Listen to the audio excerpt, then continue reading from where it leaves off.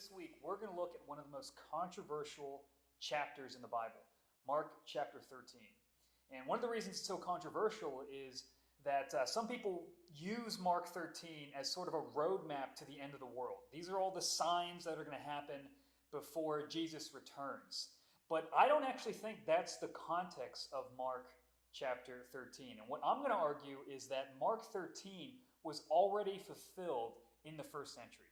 In other words, that for Jesus' audience, who he's talking to, Mark 13 is about the future. But for us in the present, Mark 13 is about a past event.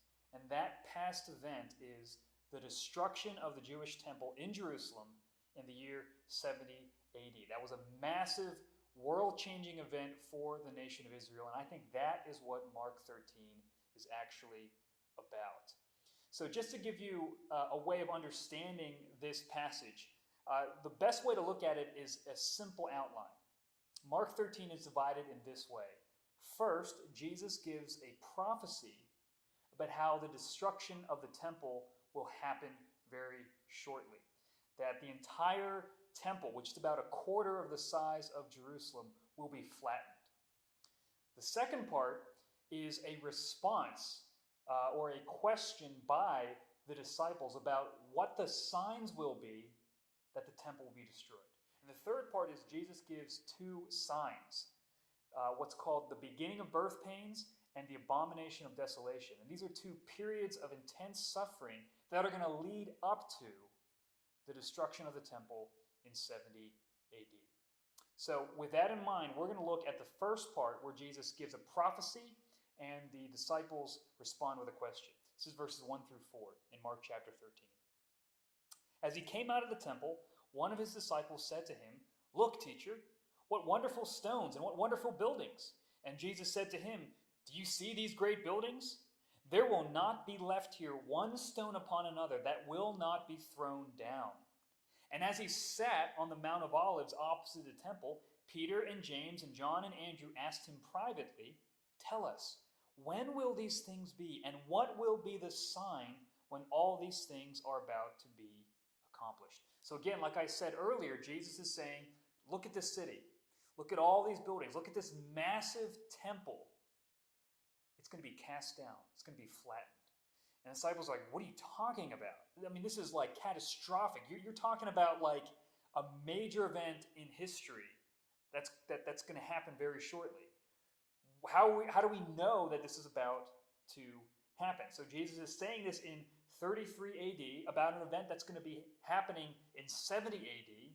And then he's going to say in that in-between period of 37 years, there's going to be two periods of time of suffering that will be signs that when you see this happening, you're going to know, okay, the end of the Jewish age, if you want to think about it, or the end of the temple is going to be happening soon.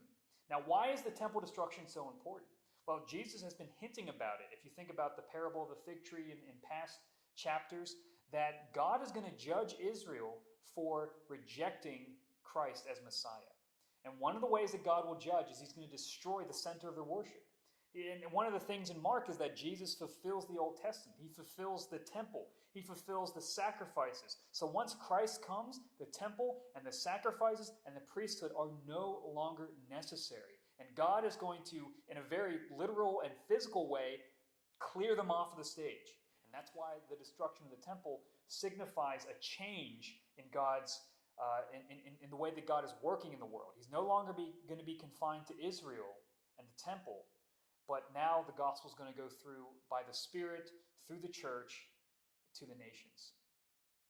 So we're going to look at the first sign. The first sign is the beginning of birth pains, Mark 13, verses 5 through 13.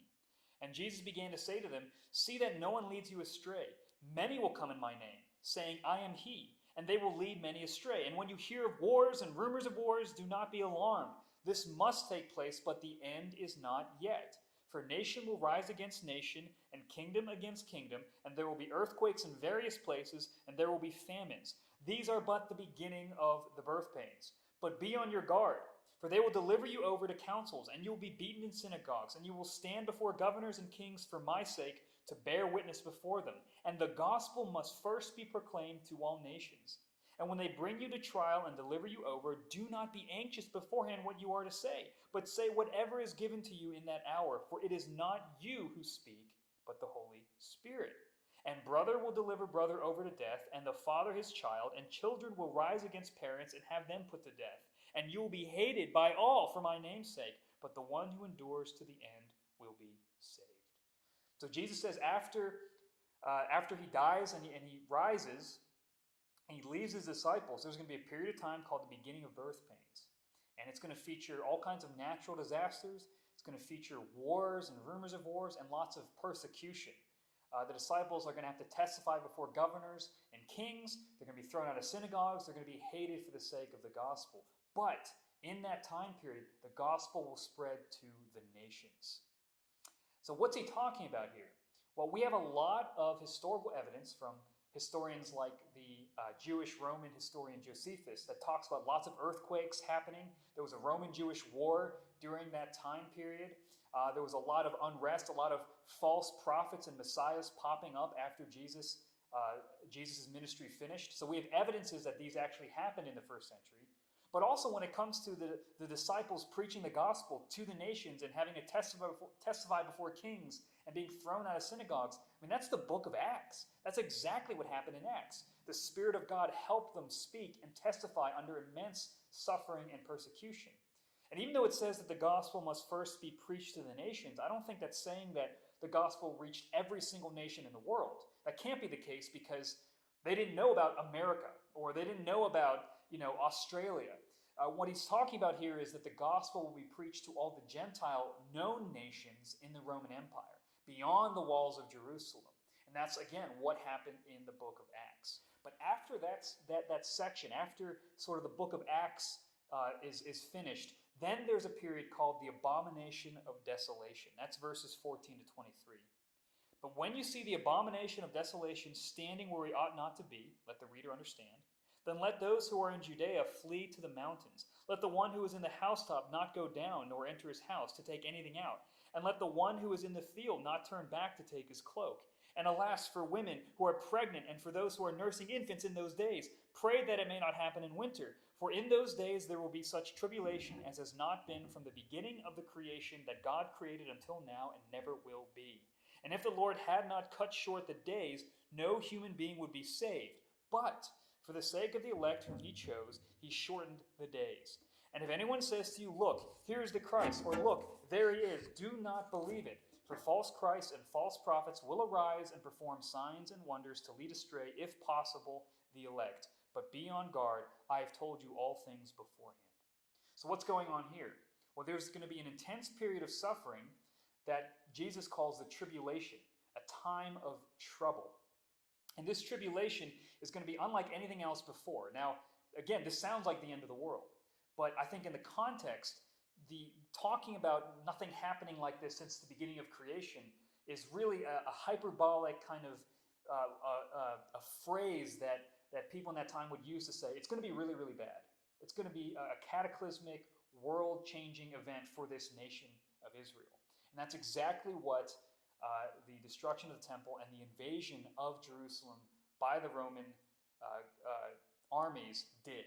It was absolutely devastating. They came in, they destroyed Jerusalem, they burnt the temple to the ground, and it's still destroyed to this day, and they crucified thousands of Jewish people. It's an absolutely horrific event. And this phrase, abomination of desolation, actually comes from Daniel 11, which refers to a pagan army entering in to invade Jerusalem and stop the temple sacrifices.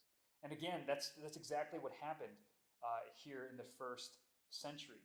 And what Jesus is saying is, look, when you see Rome entering in, don't listen to false prophets saying, we're going to be fine. God will be with us. It'll be fine. No, this is God's judgment. So get out of town. If you're working on your roof, don't grab anything from your house. Just get out of there. If you're working in the field, forget your coat. Get out of Jerusalem because it is about to go down. The temple is about to be destroyed. Flee, run to the hills. Get out of Jerusalem. The end is coming. And if you're a Christian person, you heed those warnings, you're literally going to save yourself from destruction. So again, all of this, I think, was fulfilled in the first century. Of all the events leading up to the end, which is the destruction of the temple, which is the end of the Jewish age and the beginning of the Christian church age. So what do we learn from this? I think there's one very key principle here. God is in control of human history. He actually is in control, not just of like spiritual things up in heaven, but he is sovereign over all the events that happen on the earth. Even the most devastating catastrophes can't stop the spread of the gospel. Nothing can thwart his plans. And I think there's a call for us, if that's true, then we can trust in the same promises. Remember, we are still facing persecutions. We are still facing trials and tribulations. And we have an end in mind when Christ does physically return. And we need to have confidence that the Spirit will give us the words we need when we need them, that he will empower us. And because God is in control, we can trust that in the times of uncertainties, like right now, that's exactly when the Spirit bestows his power upon his church. In a time of craziness and chaos, that is when we need to be the witnesses that God has called us to be. Life is always going to be crazy. Life is never static. But the message of the gospel is the same, and the mission is the same. And the same God who helped the disciples in the first century will empower and help us to be witnesses in the 21st century. If you have any questions about this, leave a comment below. If you have any comments as well or encouragements, we'd also love to hear those as well. And we're going to release a couple more videos to finish off this chapter.